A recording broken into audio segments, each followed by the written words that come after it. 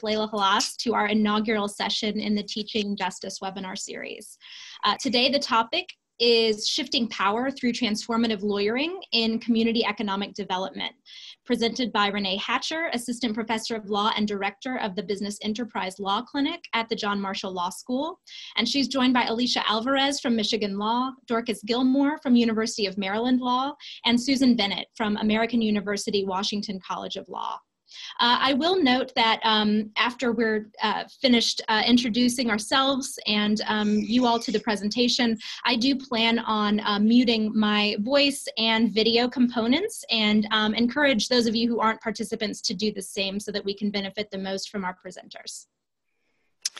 Thanks, Allison. I'm Layla Halas. I'm the Director of Experiential Learning at Tulane and the co-chair of CLEA's Best Practices in Pedagogy Committee. And so this webinar series, the Teaching Justice series, is a project of CLEA's Best Practices Committee, and we're planning to, over the next year, feature a number of innovative faculty who are going to talk about new approaches to teaching justice in the classroom. Each session will draw on the wisdom of current resistance movements and examine intersections with criminal justice, immigration policy, racial justice, economic justice, among other issues. Our next session is scheduled, so break out your calendars. We hope you can join us. It's December 6th, and it will be at noon Pacific time or 3 p.m. Eastern time, and the topic is Teaching Justice in the Context of Immigrant Rights, taught by Annie Lai and Samir Asher. We hope you can join us. I am actually kind of on Allison's logistical point because this is a regular Zoom meeting. We don't have the webinar function precisely. I'm going to actually make sure that everyone who's not a host, who's not presenting, has both their the mute so that no sounds will interrupt the recording, as well as has their video muted. So you may see that I'm going to turn your face off if you're not a presenter, and then I'm going to turn myself off after I finish. So without any further ado, I'm going to turn it over to today's faculty. Thank you so much for being here with us. Thank you so much, Layla and Allison. My name is Renee Hatcher. I am an assistant professor at law at John Marshall Law School, where I direct the Business Enterprise Law Clinic. And I just want to thank everyone for joining us today, and very excited, more or less, to have this conversation. True to form in terms of clinical teaching, we want to make this more of a conversation. Our hopes for this session are a few things, really, to, again, kind of foster some discussion around what it means to teach justice in this current political moment in a transactional community economic development clinic. What does that mean? What does that require of us? And what is our role as clinicians? And so I am just thrilled that my co-presenters were willing to join me in this. We've had a lot of really wonderful conversations. So again, I'm joined by Dorcas Gilmore from University of Maryland's Carey School of Law with the Small Business and Community Equity Development Clinic, Alicia Alvarez, the University of Michigan Law School and Community and Economic Development Clinic, and Susan Bennett of American University's College of Law, Director of the Community and Economic Development Law Clinic. So I'm thrilled that they were willing to present and co-present this webinar. One of the things that we want to do is really, again, foster a conversation. So if you will see at the bottom of your page in the Zoom box, there will be a chat function. Throughout the presentation, we're going to encourage you to send questions, send comments based upon the discussion, and also we will have time at the end for question and answers. And with that, I will be turning it over. Actually, let me just give us somewhat of a roadmap for today's presentation. Just in terms of what we thought it was important for this conversation really to do is to frame out what we're discussing in terms of community economic development. What does it mean to shift power? What does transformative CED look like? And then we'll move into a discussion in terms of what does power shifting, CED lawyering look like from the perspective of a clinician. And then we'll have Q&A. So with that, I will turn it over to Dorcas Gilmore, who will kind of give us a grounding and framing for our discussion today.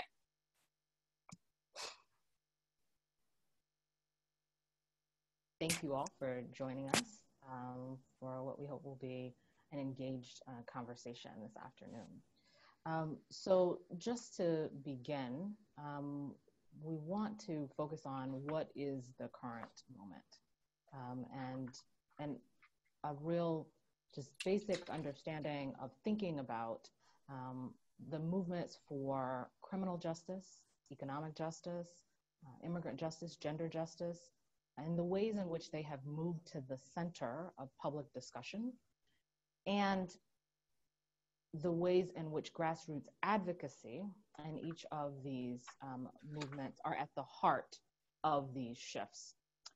So where we are beginning, as some of the photos will reference, is that we are in a place similar to places we have been in the past, where social movements have really come to the fore for public. I'm sorry, can you tell me if the volume is a little bit better? I have a couple of messages that were saying about the volume. Is that better? Yes, okay, great. Thank you, okay. I'll try to speak even louder. So where we are today is really in a similar place to prior times in history, when social movements have accelerated and taken hold in a variety of ways, from the streets to the courts to really mass protests. Here we see today uprisings that have happened over the past couple of years. In Ferguson and Baltimore, we've seen mass protests around the world. And in addition to the traditional forms of protest and legal advocacy, we have also seen a renewed commitment to building democratic institutions that are community controlled, that are led by those most impacted by social inequities, and that we see the importance of that work as central to creating change.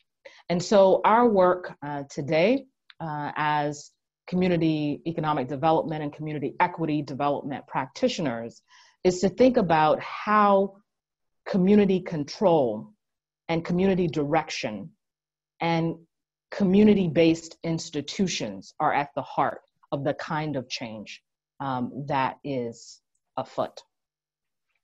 And so in order to think about what this looks like, some of the questions that we have as lawyers, as teachers, as mentors and advocates, as concerned community members, is how do we engage? How do we connect? How do we support the many efforts to create a more just society? And how do we think about those connections where we live, in our own communities? And how do we support students as they begin, or in many instances continue this work with us in our clinical context? So as we think about how we engage with our multiple roles as lawyers, as clinicians, as advocates, teachers, one of the things that we want to really lift up is the importance of how we frame what the issues are and how we connect what is happening on TV screens and in communities with what happens with our clients and the realities of our clients in relation to these justice issues. So a series of questions around how do we practice in a way and foster a kind of lawyering that focuses on power, and particularly shifting power to advance greater equity in communities. So what is required to focus on power and to focus on shifting power, and what that means in a community context? So first, our frame is that context is important. Understanding the context in which our clients operate. Understanding who the communities are, what their histories are, and why that matters today. Second, taking a systems approach to our analysis of the problem. So that then requires that we are talking to communities and talking to our students about the differences between individual harm, interpersonal harm, institutional harm, and structural harm. And that the systems approach looks at all 4 levels, but particularly the way in which structures and systems impact individual institutions, housing, transportation, education, as well as what that means for how interpersonal interactions, what we traditionally think of as discrimination, how that also shows up. And then what does that mean for the individual level of bias, explicit and implicit bias, and how that plays out in our client communities, how it plays out in the classroom, and what it means for how our students engage in their work. So context, a systems approach, and then thinking about how do we surface concrete examples of how lawyers are and can be a part of shifting power to advance racial and economic equity. What does it look like for lawyers to be doing that work? And how is the work of our clinics connected to that power shifting work? So some of the elements of the conversations with students around the context, the systems approach, and the concrete examples are surfacing a range of things that we're taking a few glimpses of on the screen, which is that the problems in communities that we're trying to address are not new, that they are in many instances centuries old, and that understanding that history is key to doing the client work well. Second, that even in an individual instance that we might see in our respective clinics, that these individual instances are not isolated events, that they're actually patterns that are evidenced across communities and across time. And then connecting the history of the problem, the connectedness across time and place, to what is happening right now. So we see movements that have been built for decades that are now at the forefront of the public discourse and imagination. And how did that happen? Raising the question again of time and place, the fact that we're seeing a variety of things happen in multiple places, what does that say about the moment that we are in right now? And then giving a little bit more focus to emphasize that in each generation we see this happen.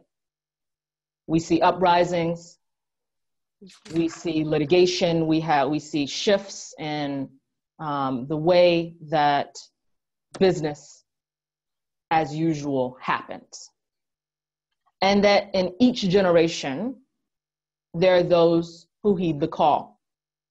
There are those who see their role as lawyers, as law students, as being a part of creating change. And so, particularly in reference to our work as community economic development lawyers, what we are focused on is that shifting power requires organization. It requires organized people, organized resources, organized ideas to achieve a shared set of goals. And that organization doesn't happen on accident.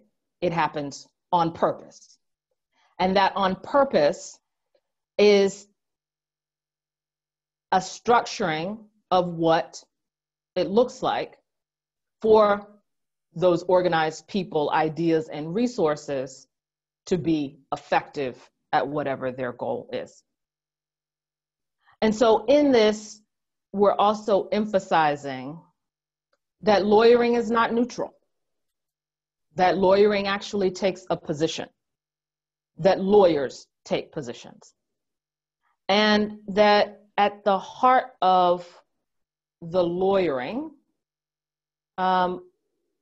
is a familiar quote from Charles Hamilton Houston, that lawyers are either social engineers or parasites on society, his quote, which is to say that lawyers are active participants in the problem or active participants in the solution. And so how do we convey that to students?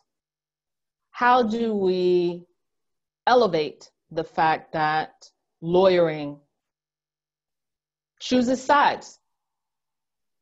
There is the side of fostering the problem as it exists and creating solutions. Of course, it's not quite that simple all the time, but that there are choices that we make as lawyers that foster or advance justice.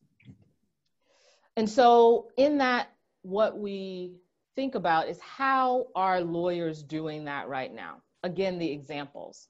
So on the screen, there were two examples. One was from the American Bar Association, actually. Journal focused on this new, well, not so new now, this was 2016 new, Lawyers of the Left Facebook group.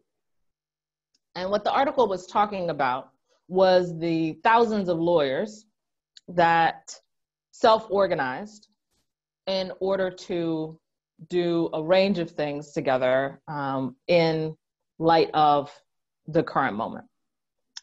The second example is the Law for Black Lives, which was an event in 2015 that brought together lawyers around this idea of movement lawyering, lawyers, law students, legal workers, and raise the question of how could lawyers, law students, legal workers do much the same thing that their counterparts of the past had done by being of service to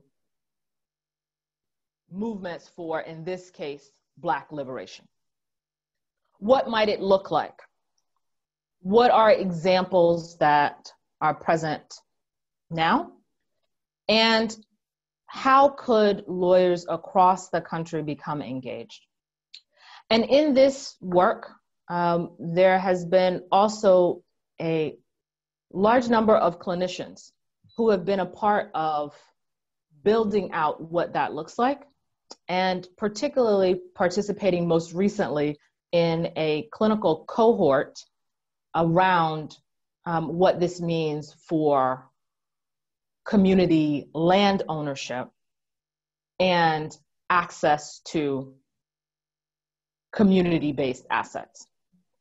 So I will pause there and say that there are many clinicians that are leading, that are deliberating and thinking about how to be social engineers, how to teach about these critical questions, how to present opportunities for student attorneys to find their voice, their passion, and their purpose in the present moment. And that is an introduction to the work that Renee is doing. Thanks so much, Dorcas. So just kind of picking up again on this particular example around Law for Black Lives, as Dorcas mentioned, there is a clinic cohort that has been collaborating with Law for Black Lives for the last year or so now. And what that really looks like is that a number of clinics are organized basically by the current campaigns that Law for Black Lives is working on. So there's one, for example, around reparations. There's one, for example, around bail and bail reform. And then there's also one that a number of transactional or community economic development clinics have also been working on around community land trusts, and more specifically, a community land trust project that speaks to the current work of a number of organizations and organizers across the country that are interested in thinking about community land trust as a way of self-determination of Black communities, of really determining and setting kind of the terms of the problem, but also the solution, and more importantly, kind of putting mechanisms and tools in place for those organizations, for those communities, that really allow them to implement what they need, the things that they need, and the ways in which land might be a part of that. And so part of that is around, for example, affordable housing. Part of that is around urban agriculture or food sovereignty issues.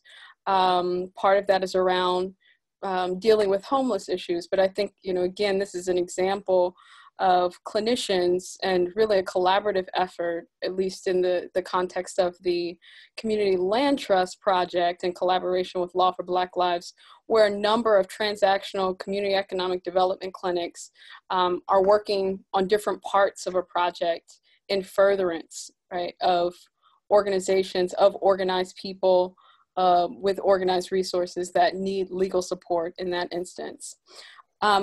But in continuing kind of our conversation, one of the things that we wanted to be sure to do was more or less kind of also give voice to what we mean by power shifting, what we mean by transformative CED. What does that look like, given that that's an example, more or less taking a step back and thinking about what are the theoretical underpinnings of what is transformative and or what actually shifts the status quo in terms of the power structure. So one of the ways in which I've come to think about this and also talk about it with some of my students is really in thinking about kind of two things in terms of the determinants of power and community economic development. So the first being, at least in thinking about what it means to shift power and community economic development, right, is this question around who decides. And what I mean by that, more importantly, is does the community have decision-making authority in this process? And so that can be with a range of different kinds of projects, as you can imagine. Can be things, for example, like a neighborhood coming together and deciding to start a community land trust to address, for example, issues of gentrification. Or it can be things, for example, around, organizations or for example, a group of workers coming together to decide to start a worker cooperative. And those are two just, very broad examples, but really it speaks to this question of who decides. Is this a process more or less where the community is fully empowered and they have decision-making authority? And then the second question for me is typically who has agency in this process? And so what I mean by that is the community really have agency in the process. And so it's not only, I guess, also the process, but also the implementation of the project. And so again, those are instances in which communities or collectives are coming together to actually decide, to frame the problem, but more importantly, to frame the solution and actually to directly implement that solution. And so the ways in which I've really at least tried to communicate this is that in economic development more broadly, but in community economic development in terms of how these various processes play out in the local level, that there are typically three actors. Right. So one kind of being civil society, which I view really in this instance is the community. The second being the state. So how's the state involved? How's local government involved? What, for example, might be the zoning procedures or what does that look like? And then also private or corporate kind of interest. And so, for example, we talk a lot about big development projects, how they might affect certain communities. For a good example of that might be around community benefit agreements, but there are generally these kind of three actors, right? And there can be a lot of overlap in these various processes. But thinking about the power dynamics between those three actors, and really from the perspective of the community, which is generally the folks that we're representing, whether it's a nonprofit organization, or if it's a low to moderate income resident who's starting a business, or a number of local residents, for example, that might be starting a business together. So thinking about the power dynamics in the various processes in terms of what the project is, thinking about, again, who has the decision-making power, and then does the community have agency in that process? And what I mean by that is kind of substantial participation, but also say, and how the process plays out, how the decisions get made, and then also in the implementation. So we want to transition into a conversation in terms of like more broadly as clinicians, what might be our position and some ways in which we can kind of think about implementing this. So I will turn it over to Susan and Alicia. Okay, Renee, thank you. That's a great way to frame the discussion we're going to have over the next half hour or so. So Alicia and I have been speaking and having a dialogue about what power shifting CED lawyering, transformative lawyering looks like for the medium we all work in, and that's our clinical practice. So we've asked ourselves about critical points in our practice and our pedagogy where we make choices, and there are so many choices, we know that. But we're looking particularly at choices that express our values about pursuing justice and transformation through CED clinics. Lots of places, we narrowed them down to three key areas. The choices we make in our selection of clients, the choices we make in our selection of clinic work, and the choices we make for the clinic seminar. So a wee bit of process. For the next 20, 30 minutes or so, we'll discuss these three areas. And we encourage you while we're speaking to write comments and post them in the chat function of the webinar. We'll pull common themes and questions from your contributions, and at around 4:30, if not before, we'll spend the last 20 minutes or so of our time together in trying to respond. And I think all our participants in the panel will do this and contribute in this way. So I'll start with saying, Alicia, what do you look for in clients? Well, I think for me, I look for a number of things. I think that I might categorize in 2 or 3, depending on kind of how you break it up. Looking for clients who are themselves members of groups who are oppressed by racial, class, ethnic, gender issues, regardless of the subject matter of representation. And I think, I mean, I'd love to hear your thinking about this as well, because I know that, you know, in some ways we work in different cities, and so, you know, the issues are parallel, but I think there are some differences in terms of our demographics and our clients. And so I think for me, that's a really important issue. And so, you know, I work in a city that's over 80% African American. And so I think that's something that I have to take into consideration and want to take into consideration when choosing clients. So that's one of the things that I look for when I'm thinking about client selection. And I want to go back to that in a minute, because I think, as we've talked about, you know, sort of the whole question of client selection, or the accidental client selection, and then thinking about clients that, regardless of their personal demographics, regardless of who they are the, you know, they themselves, or the organizations they're involved in, or the businesses they're working with, have a mission to overcome the legacy of injustice. And so, sort of regardless of who they are themselves, sort of that's baked into the mission of their organization or their business. And so I'll leave it there, and because I want to come back sort of as we get into the question of the work, because I think that there's in some ways, you know, an answer to that that's kind of a bridge between the, you know, who the clients are and what the work looks like. And so, I mean, and how about you? I mean, what do you look for? Well, I want to cheat a little bit and ask you what you mean by accidental, because we know we don't believe there really are accidents. Oh, right. No, but, well, yeah. Well, because, I mean, as we've talked about, right? I mean, I think that if I'm going to do this, then it means that I am constantly looking for clients, right? Okay. And trying to think about how I sequence it, how I hold them, because when I might find them, I'm not ready to take on a new project, right? You know, it's, you know, I joke that I live in 13-week increments, you know, in terms of our semester. And so I think some of the difficulty in that is, I mean, I think different from some of our other colleagues, there is an amount of searching if we're going to be looking for these kinds of groups.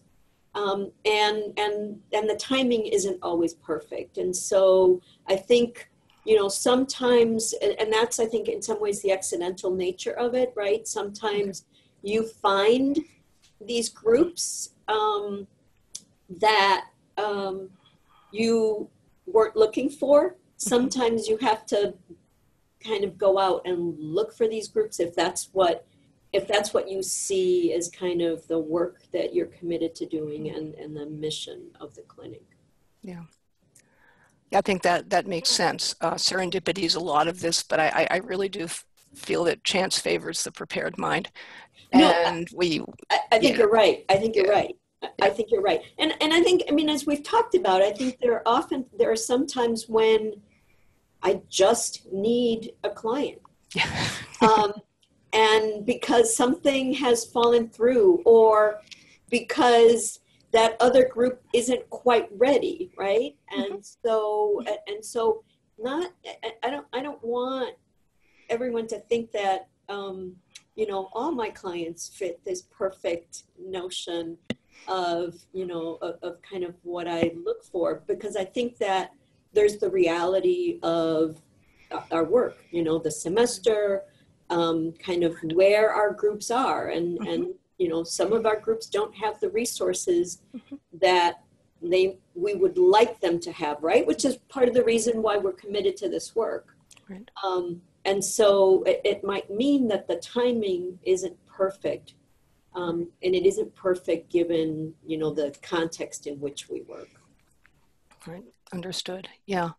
And then we'll get more into some of the other imperatives of our work in terms of students' expectations, justified or not, and how we frame our deliverables to them in terms of, yeah, it's a pedagogical mission for you to grasp the context of history, the context of inequitable distribution over generations, that is in fact part of the skill for you to be able to learn that. And we do get pushback on that. So yeah, I get that.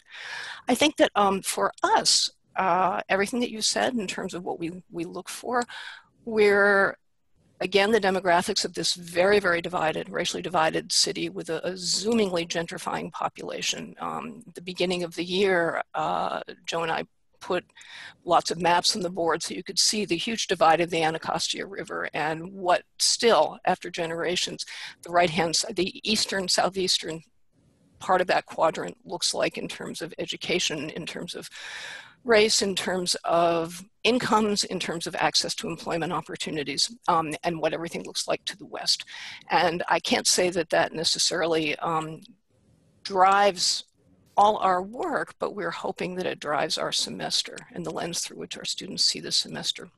Certainly one imperative in terms of where we work and both meeting a legal services need, which is something we think about, and focusing on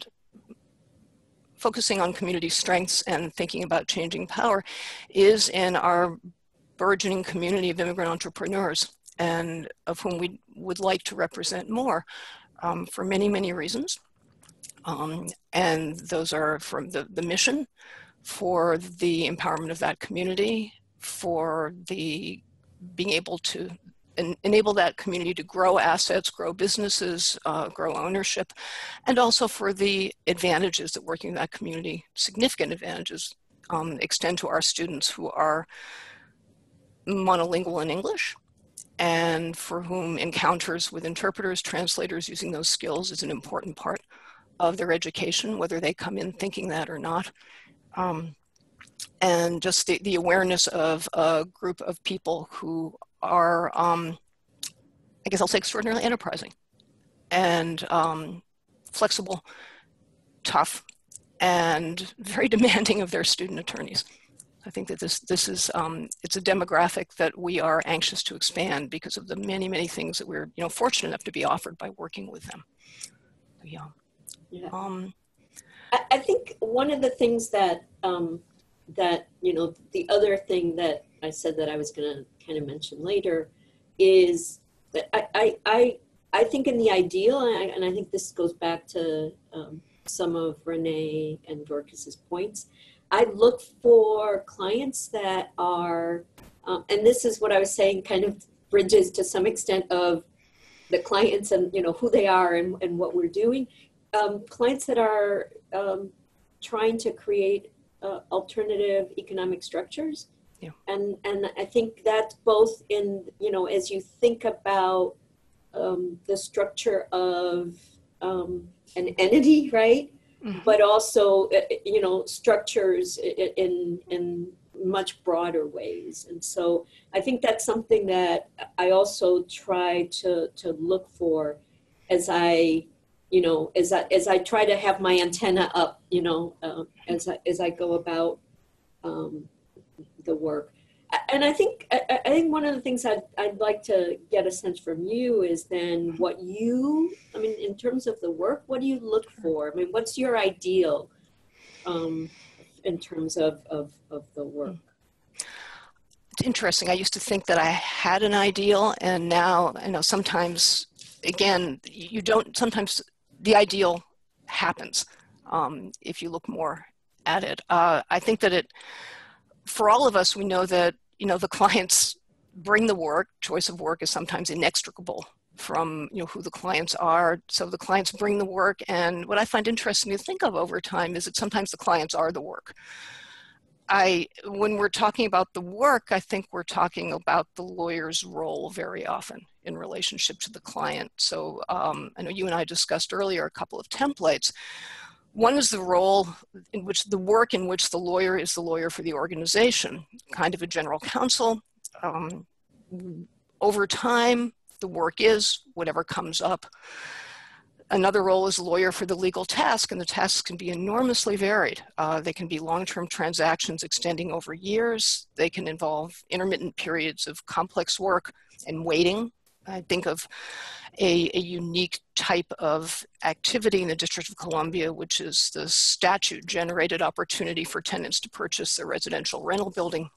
That can be a 10-year endeavor involving all kinds of lawyering activities, one that not everyone is not suitable for every law office. And so there's a big legal services need as well as obviously an affordable housing need. That's on the very extended, long-term kind of matter. There are less complicated matters that we all know, constituting an entity, setting up a nonprofit with tax exemption. Some of these can be completed in a semester. And so I think that the thing that, as you said, sometimes what I look for is what we have time for. I'm not always proud of those decisions, but we do look for the clients who, if we need a discrete task for students to be able to do, we do favor the clients who either they themselves are part of a mission. They're furthering a part of a mission. They're trying to bring resources to under-resourced communities in the district, or what we call the DMV, the District, Maryland, and Virginia. And so that certainly is kind of our bottom line when we're looking for the discrete, shorter-term tasks to fill a curricular and a caseload need. For me, I think the ideal is, and because, I mean, the students in our clinic are partnered, and so they work in teams of two. And I generally, I mean, I can't say that always, but I generally assign 2 matters to begin with. And so, to the extent that I can have some of this more complex stuff, and to the extent I have the complex stuff, or I'm going to say projects that aren't so clear to delineate, what in the plan, right? And so it might be some of the work that Renee was talking about, like, some of the community land trusts, which in my experience, some of that work, and others may have different clients, but some of that work isn't as clear and linear and as discrete. And so then I want to partner that kind of work with a project that is much more manageable for them, where I don't need to do the framing so much, where it might be the negotiating the lease, and might be negotiating, or it might be creating the entity, or it might be revising the bylaws, or creating the operating agreement, or revising the operating agreement, whatever. I mean, and those can be really complicated, but I'd like to, in the ideal world, I'd like to partner more complex, amorphous, with more discrete and easier for students to kind of wrap their arms around. Yeah. I think that there are things that we have to look at pedagogically, and those are factors that frame our decisions all the time. I think all of us, if following our preference, we would rather have matters that we as supervisors can frame so that students can interact with the client as the primary lawyer. There are a lot of ways to do that, as we know, and that doesn't necessarily mean that we forego the long-term extensive task. We prefer matters that provide a steady stream of work. And I think my students' idea of steady stream of work and my idea of steady stream of work often can differ significantly. Our students sometimes will complain that they came to this clinic to learn to draft contracts. And what in fact they're doing is addressing the needs of a client that can't get a quorum together to vote on a particular action. And so I think that our framing for what are you learning from this is that, first of all, students and clients have different timelines. Your necessity is not their necessity. And that we really constitute our clients in some ways in a way that doesn't happen with litigation practice or maybe even a task-oriented transactional practice. And that action of developing capacity for governance, participation, action in a group is potentially transformative. And it's a good skill if you want to be a corporate lawyer, and it's potentially transformative. So I think that there are lessons we try to pull from, or we do pull from, what for the students at first glance isn't immediately optimum. But as we know, these things are all challenges. They're tremendous challenges. Yeah, and there's a really, so someone asked kind of made a comment and asked a question that I think speaks to a lot of what we've discussed or what you've discussed thus far around this idea of, the model of some of our clinics. Could there be a different model, more or less, where our clinics actually had an organizer attached to it, right? To manage certain relationships, to identify strategies and support potential opportunities. And I think that's really interesting because in thinking about both client selection as well as what the work is, at least for me, one of the things that I think is really important is that I somewhat feel grounded, in the city that I work in. And in some ways, based on sometimes our individual client work or direct client work, but also some of the advocacy projects that we take on, there are certain days where I, in some ways, am a community organizer.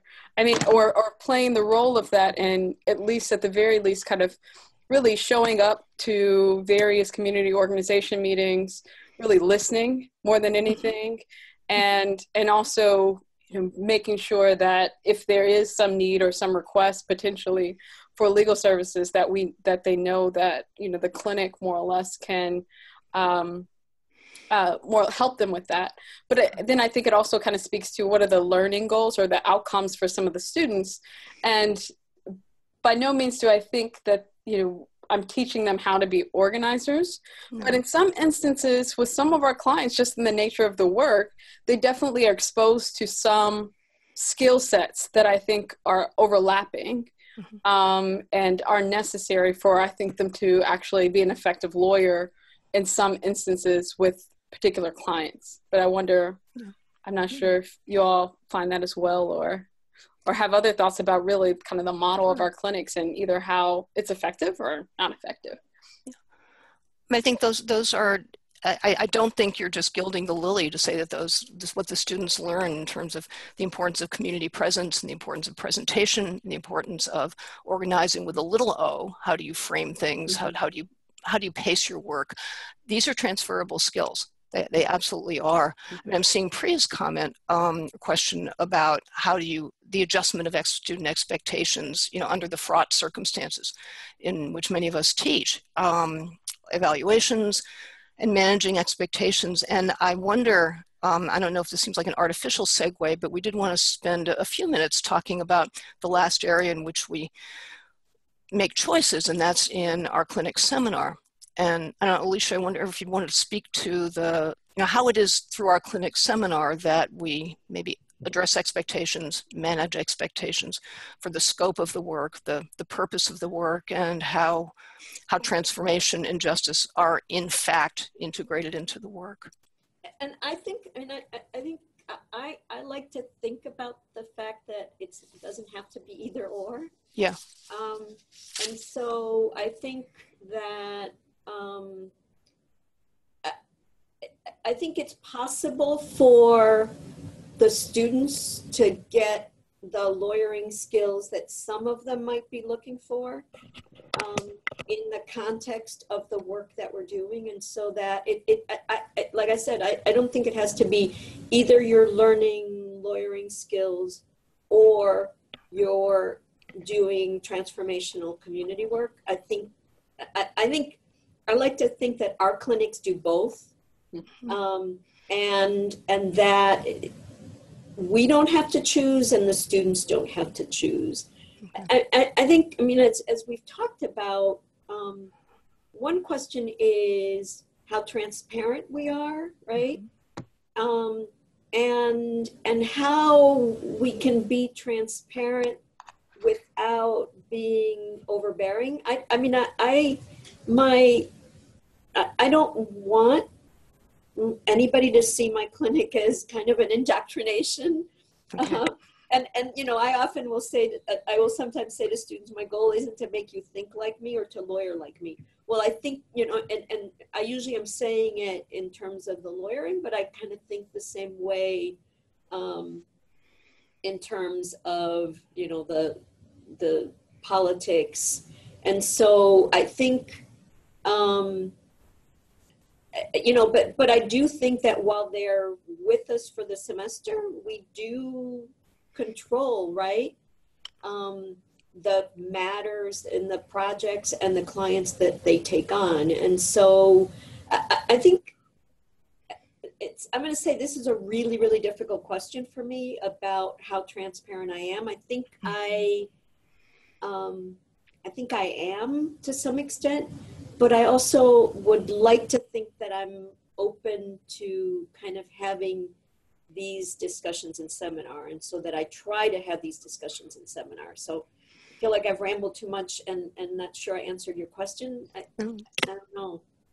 No, I mean, I think I'm transparency. I sort of wonder where, because we do depend a lot on our clients to, in the matters, to do sort of the heavy lifting of like subtly communicating our values. And so if the seminar is the place where we name it, again, I guess it does come back to how transparent are you? What do you call the names of your classes? What do you call the assignments? What do you, and I think, as you know, some of our comments have noted, that may differ quite a bit depending on your position of security in your institution. I think that's probably right. I mean, I think it may depend on your position in the institution. It may depend on what institution you're in. Yeah. I do think that, you know, having taught at a private religious school whose mission was very obvious social justice is different than being at a public school where my emails get FOIA'd. And so I think that, I do think that there are differences. And so, you know, I think that that's just the reality. Yeah. I mean, Alicia, to put this a little, are there things in particular that you felt that you've put into your seminar classes that you teach or readings that you deliver that you think strike that balance somehow, that enable you to communicate the overall goal of transformative lawyering, but perhaps also, but do meet other needs and students can read and not feel bludgeoned? So, I mean, I'm not sure. I'm not sure if There's your book, of course. Your book. yeah. But you're funny, Susan. You're making the plug. But I think I'm not sure if I strike the balance in a particular class, or if I try to strike the balance by some over here and some over there, right? And so I do a number of seminar classes on more traditional skills, interviewing, planning, counseling. But then, you know, I have a class we have a series of classes, I'm going to say, that talk about what is community economic development, including one on, you know, what is economic. And then Kelly is going to be teaching one next week on what do we mean by community. Where I think some of the readings that we assign are a little provocative and to some extent intentionally so. You know, and I think the reaction from students varies semester from semester. But, you know, and I think I was sharing actually this with Renee the other day, that last semester I taught the class on development, and I used, at that point, Amazon had already rejected Detroit, but I looked at Amazon's citing of the second headquarters and assigned some readings around sort of economic incentives. And what was fascinating to me was that whether people were on the right or on the left, it didn't split that way. That was not, the split was not the right or the left. And so there were people on the left that were in different points, and people on the right that were kind of in different points. And that for me was, I mean, it was so exciting. In some ways, when I did it, I didn't realize that certain people were on the right. I only learned about it later. And that was even better because their position throughout the seminar, even though I had been supervising, I didn't know what they were, right? It was only when I had access to other information that I realized, oh, he's politically conservative. I didn't know that, right? So I think it's those kinds of classes where I think it works. It's like sometimes what I choose to assign, sometimes it's the students, sometimes it's kind of like how I got out of bed that morning. I don't know. Sorry. How about you? Yeah, I said I didn't believe in serendipity, but sometimes, sometimes the cosmos gives you a gift. This year, we have another thing, 1 semester or 2 semester clinic among the most mundane of details, but in fact that rhythm and that structure moves so much of what many of us feel that we can do. I think that I have a 2 semester clinic, I'm fortunate in that way, and we always have a pretty long orientation, 2 to 3 full days. And this year, the Smithsonian Anacostia Museum obliged us, they didn't know they were doing that, but they did, by doing a Right to the City exhibit with highlights of seven neighborhoods that had been part of the continuum of urban renewal in the city and indeed across the country from like the late 40s, early 50s up to through the 90s, and what were the different development modes that pushed that, what were the failures of participation, indeed the failures of any community voice, to give any community voice at all. And we were able to follow that up with another gift from the cosmos, a client of ours who, former client, a for-profit, 2-person, 2-woman history firm. These are commercial historians. They write history for corporations and other institutions for a living, but when they can get grants, they do the projects that are close to their heart, and they did a project on mapping segregation in DC. Extraordinarily laborious. They went to the big dusty books because the land records from the turn of the century are not digitized, and pulled out every restrictive racial covenant and mapped them.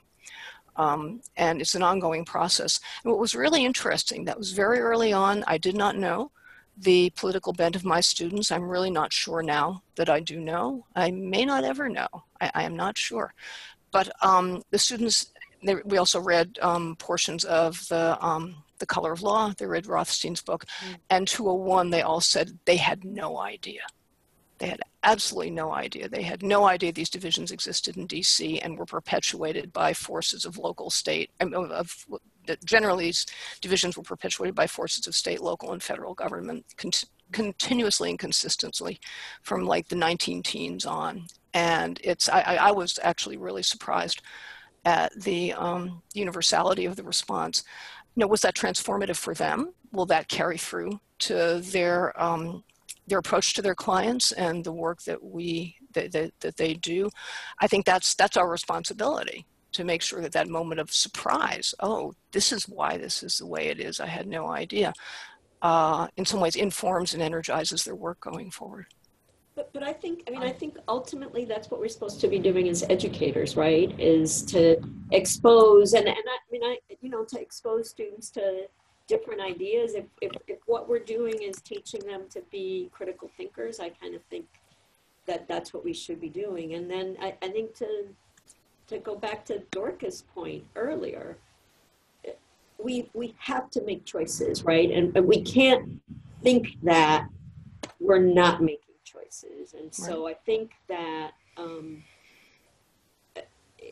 it's okay to make them because I think we have to, and then to be explicit so long as, I think the important thing is that we're not trying to be, you know, that we're clear about, you know, some of the positions that we're taking. So Right. And I think the what you all have elevated also is something that I've seen as well. When focus a class on equitable development. Mm-hmm. So in a transactional clinic or in a community economic development clinic, whatever it is called, Solidarity Economies Clinic, that you have a class that is devoted to equitable development in the place that the students will be working in, and that as an opportunity for thinking about what are the resources, what are the existing projects in the community, and to be able to pull in the history of the place in a very deliberate way, I think is really core to what we're talking about. So in terms of seminar choices. So one of the things that I want to uplift, because she didn't mention it, is that we also can create resources. So Renee, with a faculty person at Morgan State University, which is a historically Black university in Baltimore, created a website that was around equity tools in Baltimore. And so in the class that I focus on, what are the resources for small businesses and equitable development, I had her colleague to come in and talk about the history of Baltimore and to talk about the history of various neighborhoods, to show the website that they developed. You should look it up. Renee, you should post the website in the Zoom chat. And it provided an opportunity for the students to also have an aha moment around what we don't teach in property most of the time, frankly, right? That these were third-year law students and they had no idea that restrictive covenants were born in Baltimore. Right. Racially restrictive covenants were born in Baltimore. And so that knowledge, they were shocked that they were in their third year of law school and they didn't know that. Mm-hmm. And so the piece around like utilizing the seminar to really have, even if it's one seminar or two seminars that really dig into the history of the place around issues of race and gender and class, and potentially bring in others. So if you're in a location where there are regional experts who have written a lot about the history of the place, to invite them in to have a conversation, that's another strategy. Right. Absolutely. Yeah, so I think now we want to continue this conversation, but also encourage participants, to chime in either with comments or questions as we continue to kind of discuss some of these things. Again, the chat function is open for questions if you have any. But I also just really appreciate that, and I think it's certainly the same in terms of almost any CED clinic, really trying to figure out what are the right readings or mix of materials really to ground students in not only in the current kind of landscape of what that looks like around community organizations or economic development or community economic development, but more importantly, the history, right? Because so much of that, I find that students come into the classroom at all different kinds of points in terms of what their knowledge base is around local history or just broadly. And really, I see so many aha moments, or just they feel as if this is the first time they've been exposed to information that they didn't otherwise kind of engage in other classes. And so I think kind of coming up with a set of materials that grounds them in the local, historical, kind of social, political context is really key to moving forward and talking about what the current landscape, what does it look like, today? What are our clients facing? What are some of the systems that are in place, right? And how does that affect the client base that we're working with? So I see one question in terms of any thoughts on CED clinicians' response to when a client deviates from the clinic's overall mission of economic justice and shifting power. I'd be kind of curious about what that deviation looked like. Mm-hmm. I mean, was it the nature, the activities of the client, change in mission, change in the way the client itself was constituted? So I'm not sure. I have to think about whether I've seen instances over these many years in which there's some sort of development with a client that looked like that. And think about it. Yeah, so another question, how do you teach students to measure winning, losing, and progress in relationship to power, which I think is really interesting. And then also, how do you teach students about social identities in class? One of the things that I tried this semester was to actually have an outside consultant come in and do a presentation for all of the clinic students around race, class, power and privilege, and lawyering. And it was really interesting. And I find that my students even now reference back to it. What it did was more or less really kind of give them kind of significant historical grounding.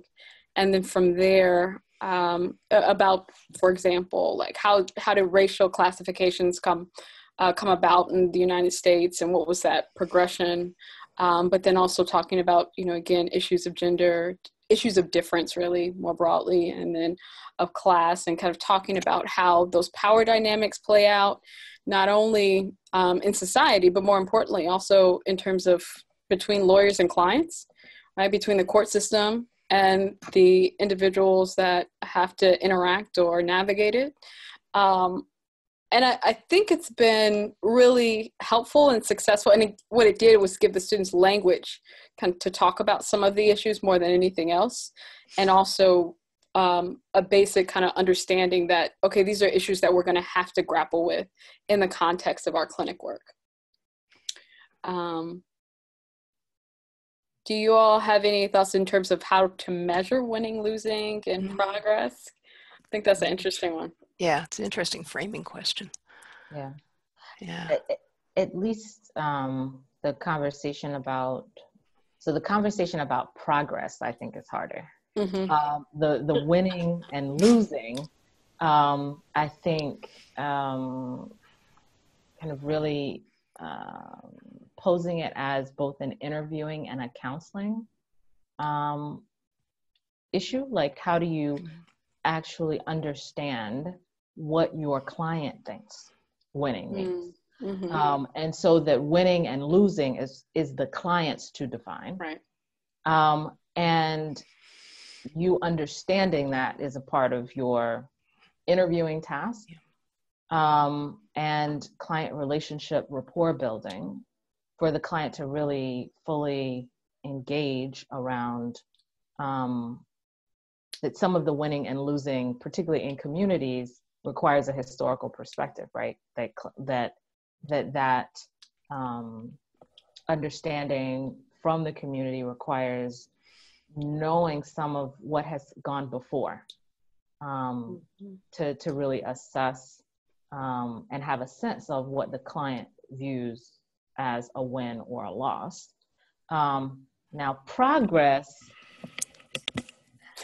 I think that's a lot harder, Jen, and that's a lot harder. So Jen is the community organizer, a fellow Floridian, and a lawyer, and a lawyer, absolutely, and a Michigan alum. Yes, I will not deny her Michigan. And so the progress point, I think, is a lot harder. And is, at least from my point of view, difficult in a semester for a student to really appreciate. Even though I think, we talk about it in terms of readings, we also have, this semester, I also asked each of the clients to recommend a reading that they would want the students to know about them, right? So, so that the client is somewhat shaping what the seminar looks like. And I did that as orientation. So like a component of orientation is getting to know your clients. And so they recommended readings. So I think that's at least a touch point for progress, but frankly, I think progress is real hard. I mean, more often than not, as part of our students, it's a year-long clinic, so we have mid-semester, end of semester, and then end of semester meetings and debriefings and reflections. And one question we often ask them is, describe to us how you feel that your work advanced the client's goals. And so that obviously implies an idea of progress, or at least something linear maybe. And that's, it's an interesting discussion point, because I think that even from students who are frustrated and who think that they just go to meetings and nothing happens and they're not really doing anything, maybe it's self-serving at the end of the semester, they want to be able to say, yeah, we advanced the client's goals in some way. But I think they actually, more often than not, do provide a thoughtful description of how the work actually did move the client in a direction that the client wanted to move. And usually I don't think that's self-serving. I think usually it's accurate. I think I think to some extent I let the client define progress as well, and I think some clients are much more conscious of that than others, and so and progress, and I think, if I understand what Jen is trying to say, progress in terms of justice, not progress in terms of their project. Yeah. And I think, and I think some clients have a better sense of that historical view that Dorcas was talking about at the beginning, I think. And so I think it's hard, right? Because not all of them do, and not all of them have that perspective. And so I think when there are some that do, they're keepers, because I think as Susan and I were talking, as we were thinking about some of the conversation today, we were saying that our clients do more for us than we do for them. And so a lot of this, and to some extent, some of this lifting, I think, I expect, and maybe expect is too much. I do expect the clients to do to some extent, because I think I can't do it as well as they can. Mm-hmm. I wanted to raise kind of a couple other points, because I think on the class question, I don't talk about class per se, although I'm going to say that I do try to have, I don't always succeed, try to have groups that I call more grassroots.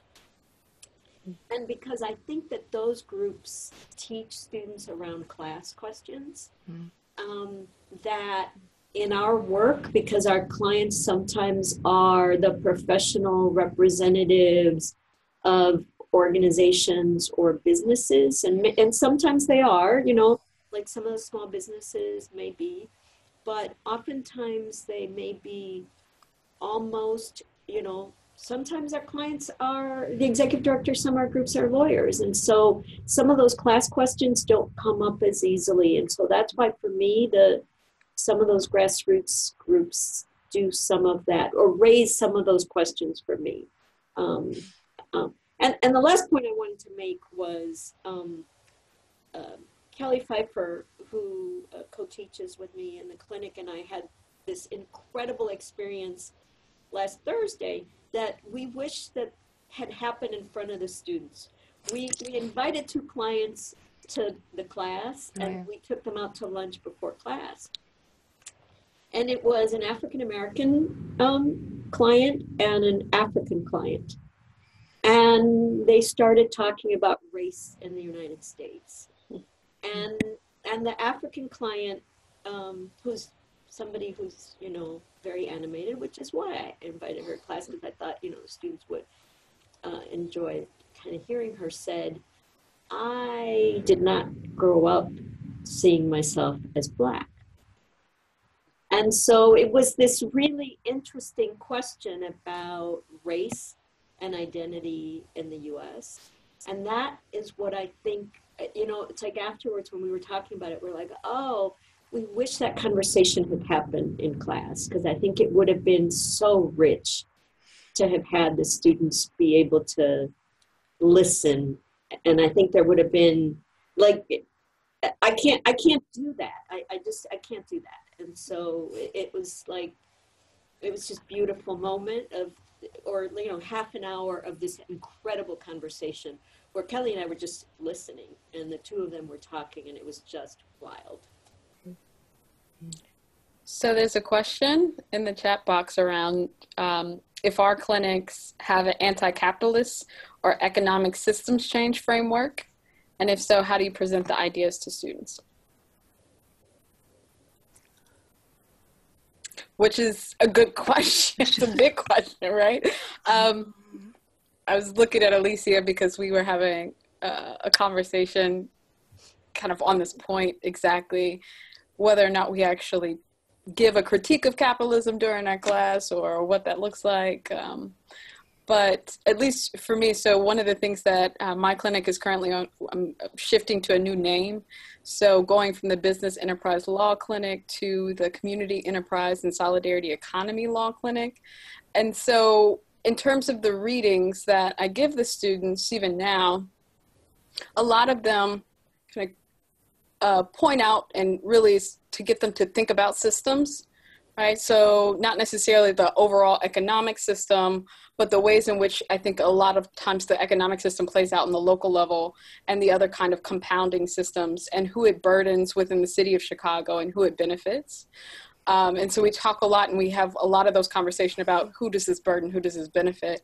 But then more importantly, I think the way in which at least I try to integrate some of this is really around kind of presenting alternatives, right? So they have a reading about what solidarity economy looks like, and or about what is cooperative development, what is the cooperative economy currently in the city of Chicago. And so I don't know that this is something that I address head on, other than to say that the students kind of look at a number of local issues that I think kind of get at the failures of capitalism.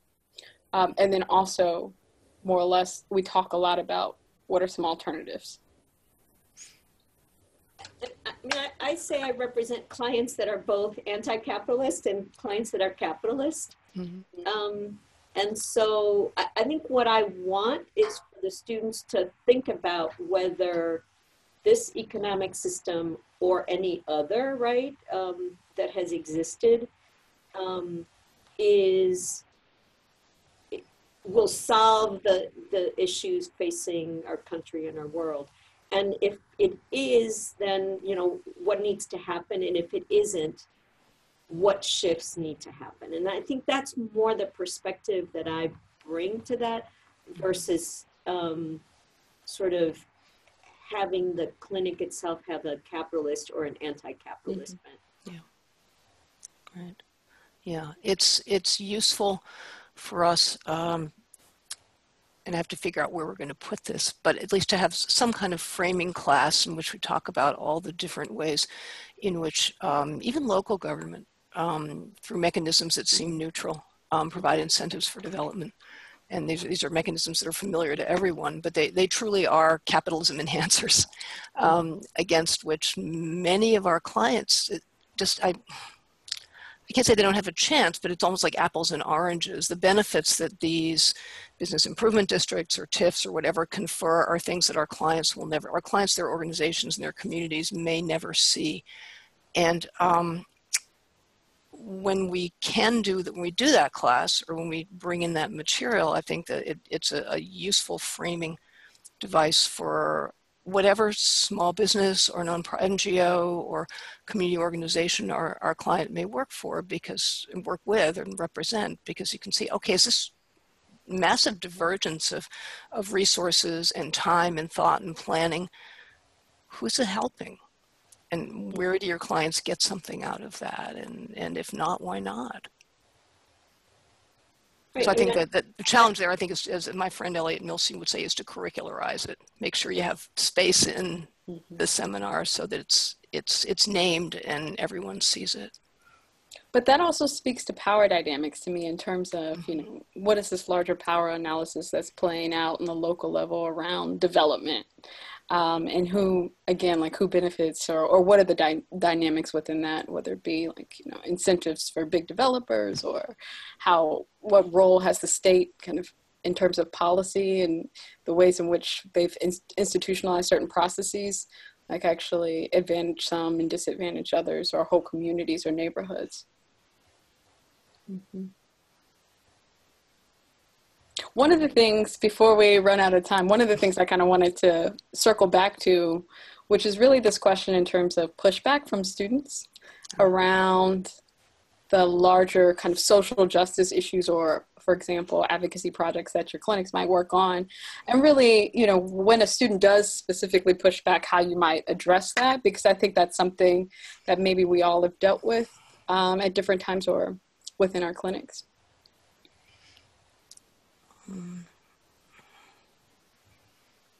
I think first, I'm grateful when somebody actually pushes back explicitly rather than being passive aggressive about it. And somebody actually says, I don't understand the focus on this. I don't get this. And I'm not honestly sure that I often see that. And I sort of wonder if we're so intimidating that nobody ever feels that they can say that, which would surprise me, but I don't know. I think I see it more subtly. You know, like I can think of an example last semester where the framing of the client's goals, the words, and I'm seeing it even this semester as I'm having to correct words that were used in memos. And so control versus influence, you know, things, because it was in a group that wants to incubate worker co-ops, and the students not understanding why the client wanted to structure its relationship itself and its relationships to these groups that way. You know, why spin off worker co-ops? Why have a continuing relationship with them? Why not just create, you know, why can't you just be a regular nonprofit? Why can't you just spin off businesses? And so it was less explicit, I think, but and I'm not sure. I mean, we would talk about it, but often it was, I don't understand, I don't get, I don't, you know, and it's basically, I don't agree with, right? And to some extent, I mean, I think that some of that, I think, comes from experience. Some of it comes from, like, you know, it's an ethical question if you don't always agree with your clients. I don't always agree with our clients' goals, even the ones that I end up choosing. And so those are some of the conversations I've tried to have. I don't think they're always satisfactory or often satisfactory.